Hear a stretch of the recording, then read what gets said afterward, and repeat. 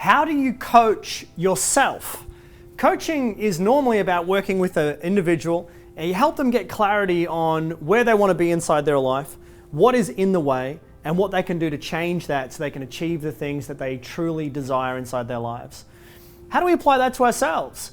Part of being an adult is being able to move ourselves through challenges. So coaching ourselves is something that everyone needs to know how to do. So first of all, what's an example of coaching ourselves and how could we apply this to our lives? Well, one of the ways that we could apply coaching ourselves to our own life is being able to learn how to face the things that we are afraid of, to move through fear into confidence, into competence, and into living a life that allows us to express our best selves. Now, what most people do with fear is they use fear as a decision-making criteria. Now, what I mean by that is they simply look at all the things that they can do in their life and they say, well, that one's got a little bit of discomfort, that one's got a little bit of anxiety, that one's got a little bit of fear, so I'm going to avoid that one. And I'm just going to do everything that keeps me comfortable. Now, short-term comfort ends up giving us long-term regret if we don't take action on the things that are inside our lives, that are on the edge of our comfort zone, the things that we may be a little bit afraid of or a little bit anxious about. What happens is our comfort zone will shrink. And as a result of our comfort zone shrinking, our confidence shrinks, our competence shrinks, our self-image decreases.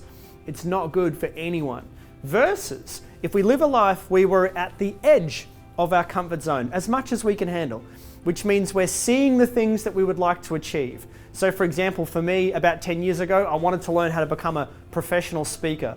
I wanted to start my own coaching business. These things for me were on the edge of my comfort zone, which means I'd never done them before. And they had a little bit of excitement and they had a little bit of nerves next to them. And I'm so glad that I pushed outside my comfort zone, that now those things are inside my comfort zone and I've got higher heights to be able to move towards. So this is how you can coach yourself when it comes to breaking through fear. Use the advice of Susan Jeffers. She wrote a book on this called Feel the Fear and Do It Anyway. Create a list of some of the things that you didn't do yesterday because you were too afraid to do them. Or you looked at the things inside your life that were a little bit uncomfortable and instead of taking action on them, you said, I'll do them later, I'll do them someday, I'll do them when I'm busy. And instead, do them.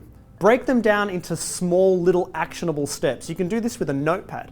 Get clear on the things that you're holding yourself back from and turn your objections into objectives. Turn the things that you're not doing in your life into goals that you can go ahead and start to achieve.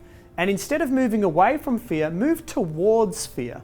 Fear is a good thing. When we step into the actions that we normally wouldn't do, that we were previously afraid of, what happens is something quite magical. On the other end of fear is courage. Courage comes from taking action on the things that we are afraid of. A lot of people think that courage is something that some people just have. It's not true. Courage is in you, courage is in everyone. It's just on the other end of fear. So go ahead, create a list of some of the things that you're holding yourself back from and turn them into action steps. Break them down and start moving towards them. Now, if you've taken away any value from this video, I would love to invite you along to a free live coaching event. We're going to talk about ideas like this, how we can apply them to our own lives and how we can apply them to the lives of others. Go ahead and click the link below and I trust I will see you on the other side.